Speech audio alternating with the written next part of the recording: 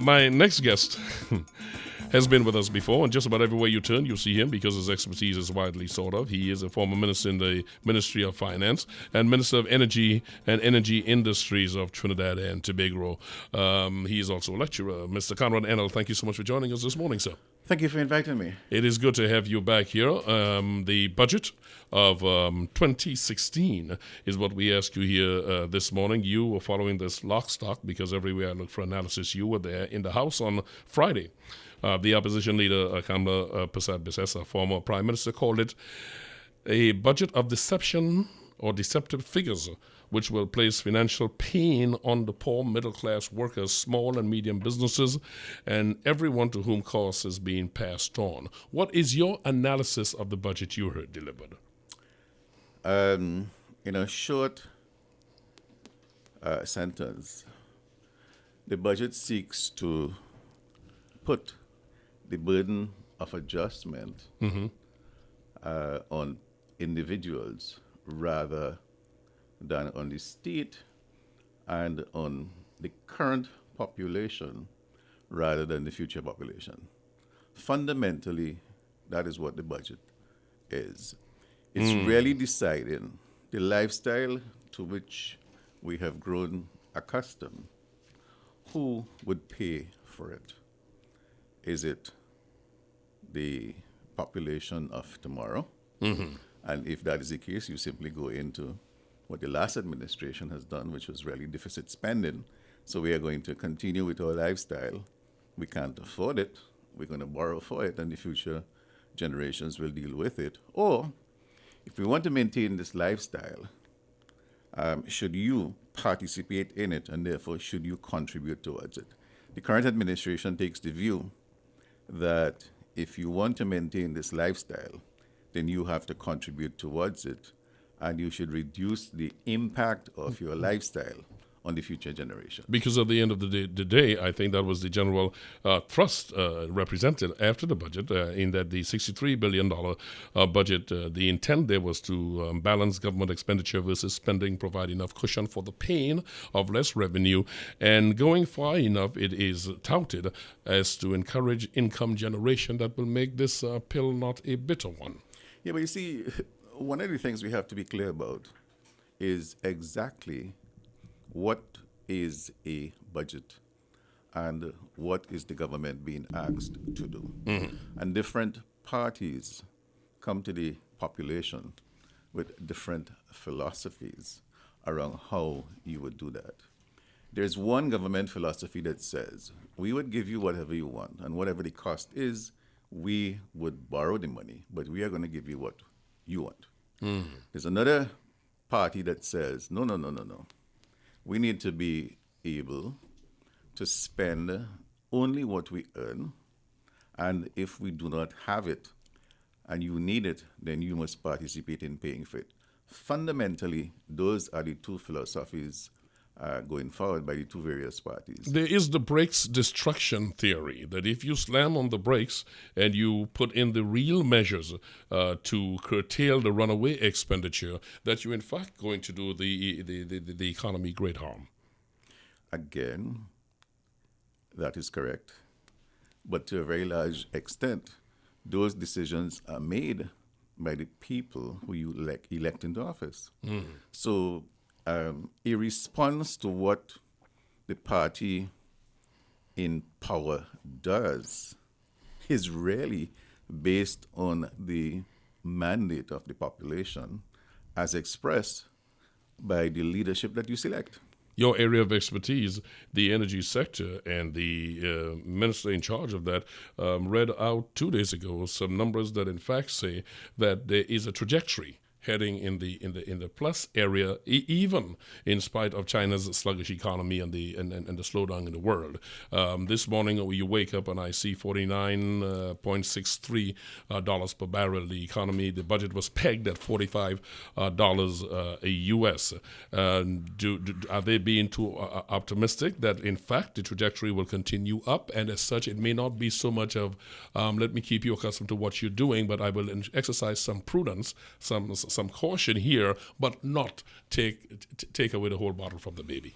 The price that you peg the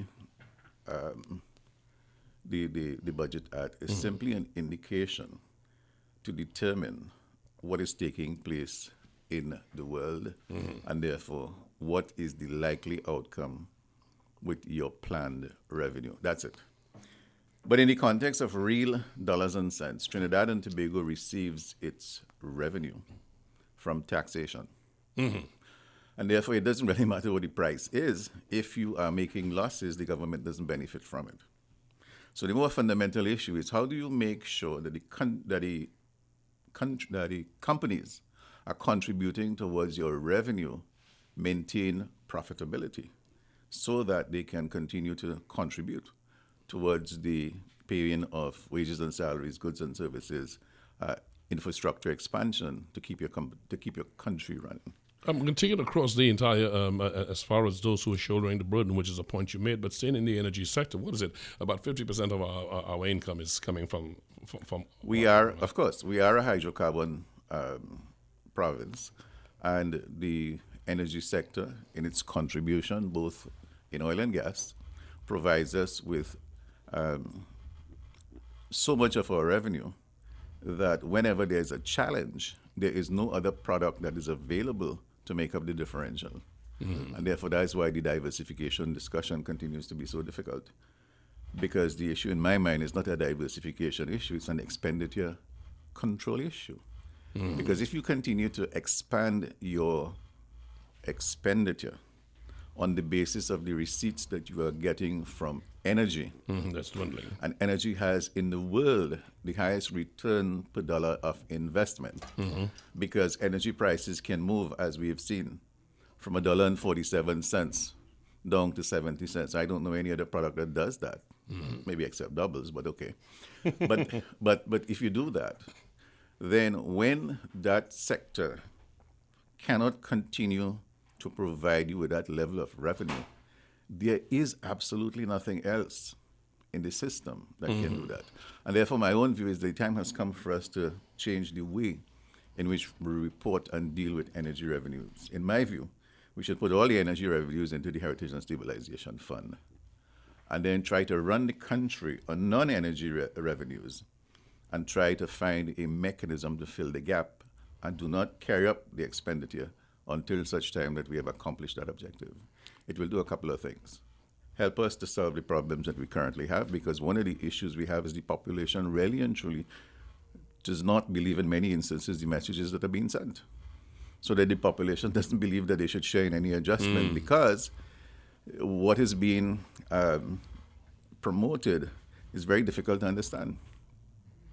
The voice you're hearing is that of the former minister in the Ministry of Finance and Energy and Energy Industry. Conrad Enill is our guest this morning. We're going to have his expertise for an hour. The proposed business and green fund levies increases, do you think that sufficiently deals with the issue of spreading the burden of adjustment? No, because what that is simply going to do is to signal to the population that the world is not what it was before. And there are changes coming. But even as we talk about those taxes, it means one of two things. It means that companies are going to have to take more after-tax profits and put it into tax. The implication for that is wages and salaries, expansions, and those kind of issues. You see, money has you can use money for different sets of things. The challenge that we face, if I look at the current situation, is that because of our reduction in energy prices, in many instances we have to borrow to pay for other than capital expenditure. Okay, let me deconstruct that. The expenditure profile of Trinidad and Tobago basically has three components for the purposes of this conversation. It has recurrent expenditure, and it has capital expenditure. Recurrent expenditure will be classified as the expenditure that you need to operationalize your government. So, for example, wages and salaries, goods and services, that kind of thing. It also includes payments for social services, transfers and subsidies, But there's one more inside there that is the elephant in the room, if you will, and it is debt repayment. And that basically ranks before wages and salary in the law, because the non-repayment of your debt is going to destroy, in a real sense, the fabric of your the fabric of your economy. So when you look at recurrent expenditure, usually what a government tries to do over time is to make sure that from its current revenue, it can pay recurrent expenditure. And additional resources borrowed or received go into capital expenditure. And capital expenditure therefore determines what you would do with infrastructure. So building hospitals, building roads, increasing your national security infrastructure, buying boats, buying airplanes, come out of the capital expenditure pool. The danger that we face is that we, at this point in time, have to borrow in some measure to maintain recurrent expenditure. That has two consequences. The first consequence it has is that that is not sustainable. And therefore, if it is not sustainable, you have to put measures in place to increase your revenue while at the same time reducing your cost. That's where the Minister of Finance finds himself today. And he has to do that very quickly, because while on this occasion he has received a one-time payment in dividends from NGC, in monies from the IPO, in some receipts from CLICO, and I think some residual amount from the FCB IPO, that is one and done.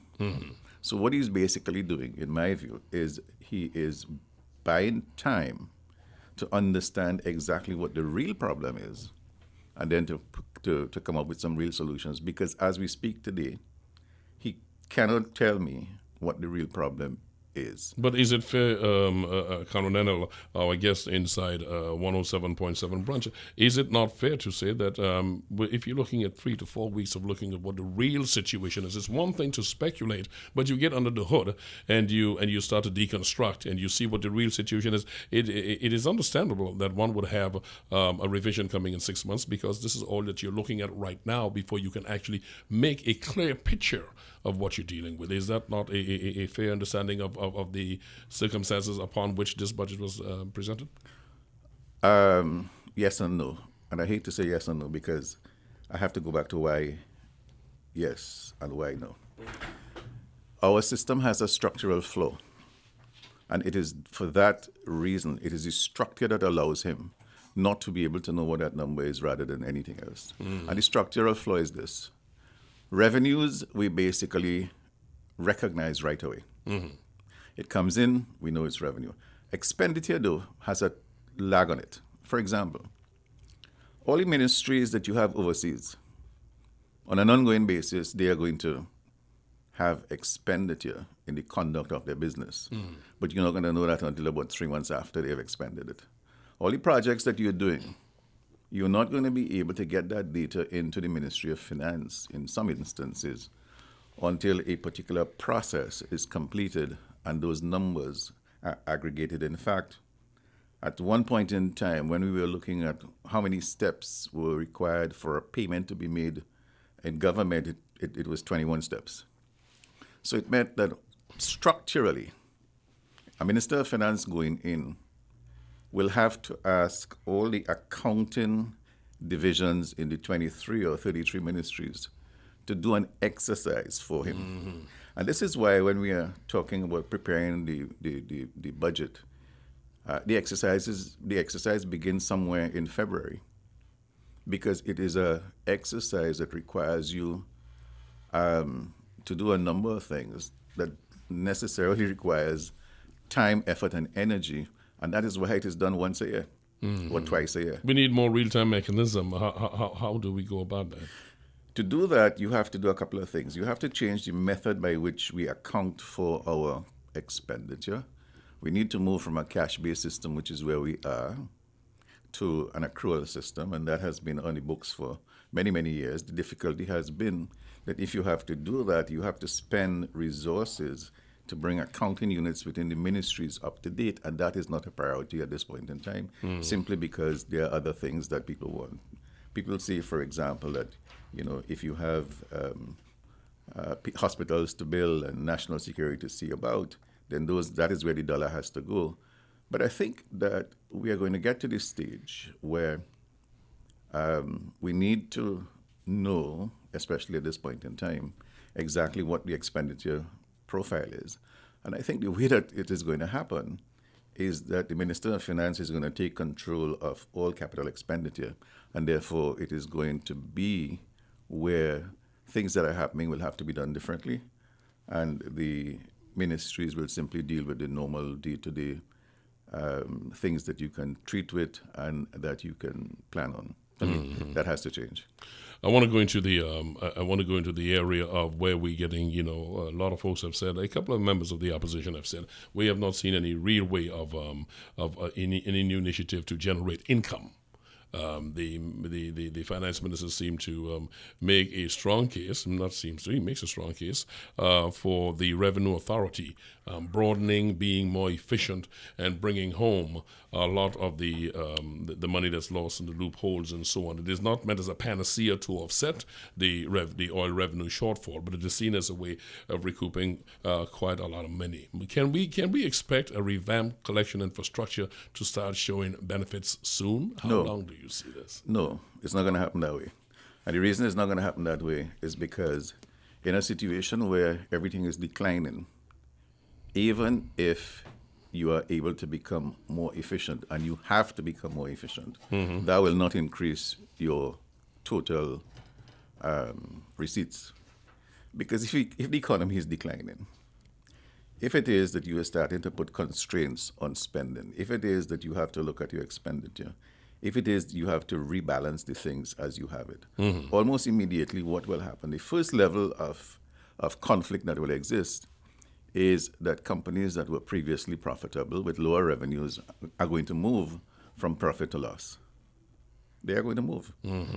For example, in this operation, if all of a sudden some of your advertising dollars decrease, you're going to have to make a determination in your own mind as to whether that is permanent or whether that is temporary. All the people who have invested their time, effort, and lives in your institution, do you keep them? Do you send them home? And even if you send them home, the cost of separation as required by the law will cause you to have to find more resources.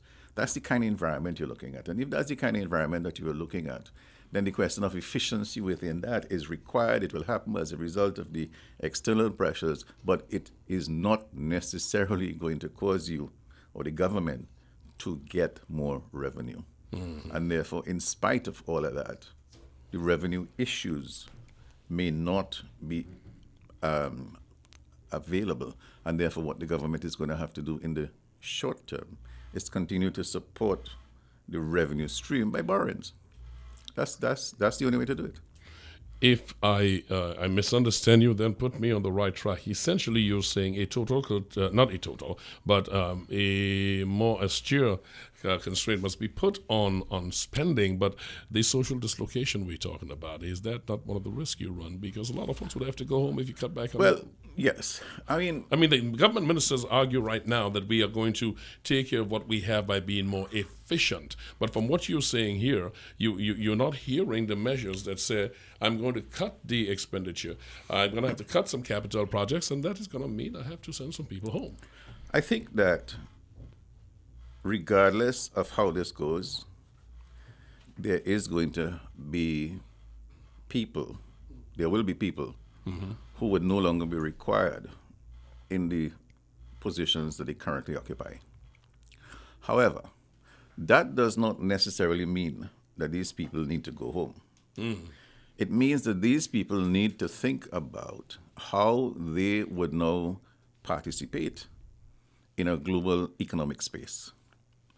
And for many, many years, the Trinidad and Tobago leadership, policymakers, have been recognizing that the next wave of economic development in Trinidad and Tobago really has to do with using intellectual type interventions. In Trinidad and Tobago, we've had about 100 years of oil and gas expertise.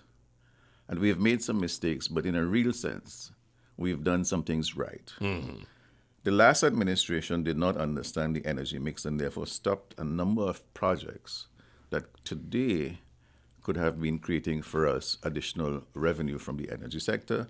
That is what it is. That is what it is. But in a real sense, if you go all over the world, you find that Trinidadians are in leadership positions and they are doing absolutely well.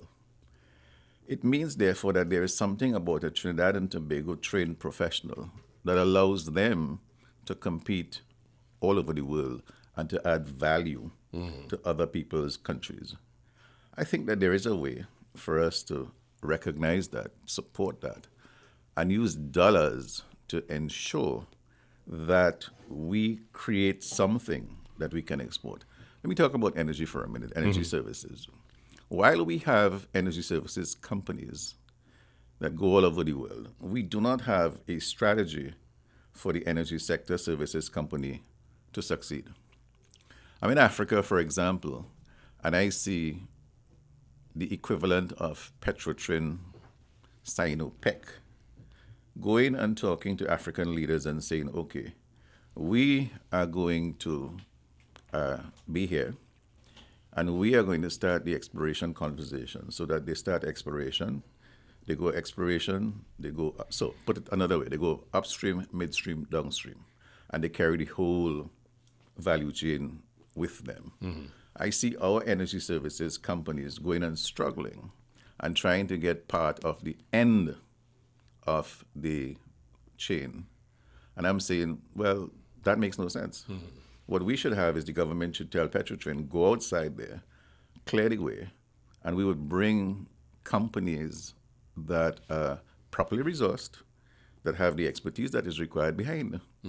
So strategically, if you do that, all the resources that you have, you don't have to put them to be idle.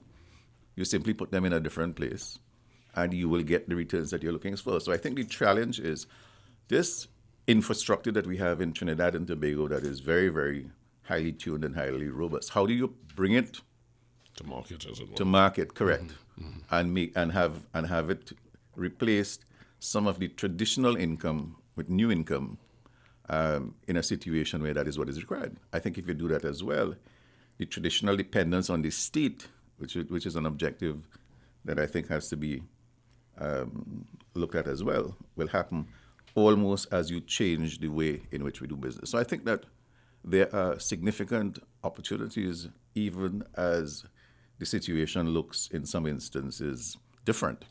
I don't consider it to be negative. I simply consider it to be different. Former Minister of Energy and Energy Industry is our guest, Conrad Enill. We are looking at strong condemnation of the action by the oil industry. The lack of production is a situation that the new Minister of Energy remarked on all of last week, and she took some actions that you would variance on. Well, the actions that were taken in respect of the oil production issue was very deliberate, in the sense that the world today, based on what is taking place globally, is looking at cleaner fuels. So the way the energy sector value chain works is that you move from the most environmentally disastrous to the cleaner fuels. If you take that particular objective in mind, and if you want to be part of Paris 2015 as opposed to the Kyoto Protocol, what you're going to find is that coal, oil, gas, natural gas, CNG, renewables, and then alternatives is basically the value chain.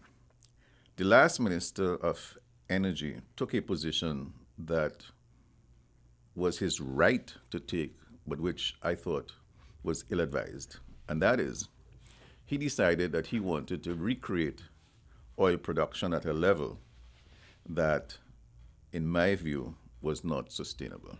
Let's look at what the evidence suggests. At the height of the Trinidad and Tobago oil production boom, if you will, we were doing 250,000 barrels per day.